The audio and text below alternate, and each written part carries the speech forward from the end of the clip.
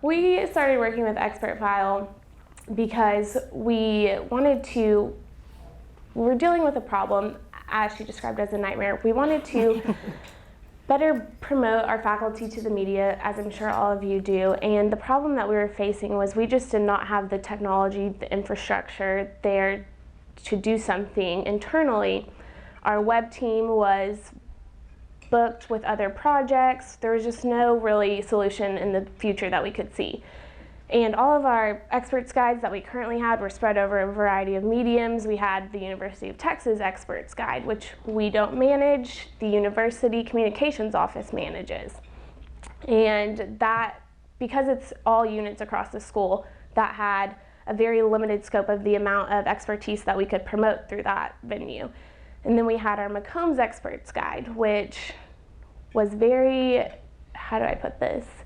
Old, and the technology wasn't there, it wasn't mobile friendly, it was hard to find on our website, it was hard to navigate. I've had reporters contact me and say, I couldn't find your experts guide, or I tried to dig through it and I just couldn't figure it out. Who should I talk to about XYZ? And so we wanted something that would be easy to find, something that would be easily searchable, easily updated, easily managed. Another problem that we were facing actually was the McCombs Experts Guide was updated from various offices across our school and various people in those offices. So really no one knew who to go to if they wanted something to be updated. And only the people who updated those things knew that they were the ones updating it. Other people were just like, oh, I think I have a directory profile. Maybe it's on there, I don't know. And so we wanted it to be controlled in one spot, easily updated. We wanted everything to be in one spot. We didn't want the images and the multimedia assets to be in the image archive, and then the professional experience to be, in an Excel spreadsheet that I keep that says what kind of media so-and-so professor likes to deal with, whether it be op-eds or broadcast or print. And then Dave had a separate Evernote file that he kept tabs on, and so we had all this information. It was just completely spread out, and it took, if we ever got an inquiry where we wanted to provide all of that information back in a timely fashion, it would take up to 3 hours to respond to a media inquiry with all of this information. So what we wanted was something that had all of this. And so we met Expert File last year at BAM, and we contacted them for a demo. And it was a great demo, good job. And then we searched around for people that did the same kind of thing, and then we contacted UT Austin to see what we could do internally, if this was a better project that would be managed internally, what our options were. And in the end, we decided to go with Expert File. And what we did was we created a list of roughly 100 faculty members that produce a lot of research, that are very media friendly, usually really responsive to us.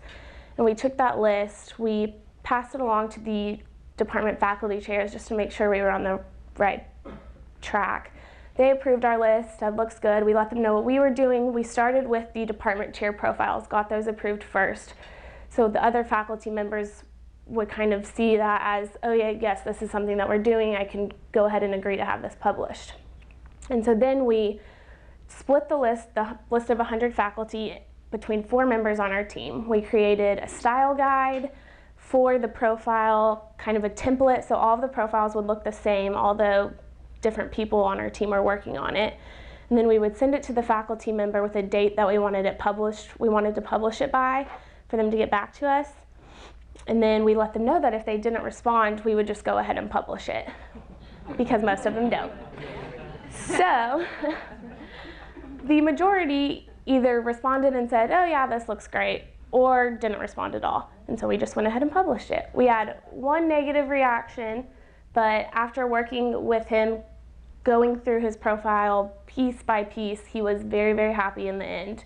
And what we really wanted was to take this experts guide and to make it into a McCombs Newsroom, which we hadn't had previously.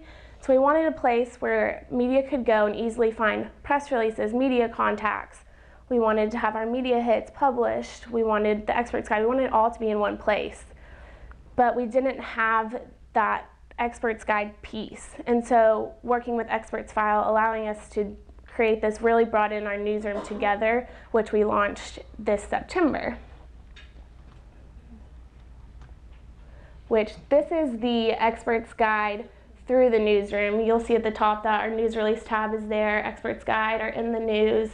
And then this is what the expert file directory looks like through the newsroom. You can search through topic area, you can type in policy, taxes, campaign, anything, and then it'll bring up the professor that is the expert on that. And then once it brings that up, that is what it looks like with their profile. So it has all the multimedia assets at the top, which is really nice. So if you want to, pull an image, not that reporters usually ask for images, but when they do, it's like, oh my gosh, an image. Where do I get that? And it's right there. And so everything's in one spot, and it's just really helpful. It can make us respond to media much quicker, and we can just send them this link. And the ones that I have sent it to are like, oh wow, this is nice. I'm like, thank you. And so I will pass it back, but that is That's awesome. Thank you.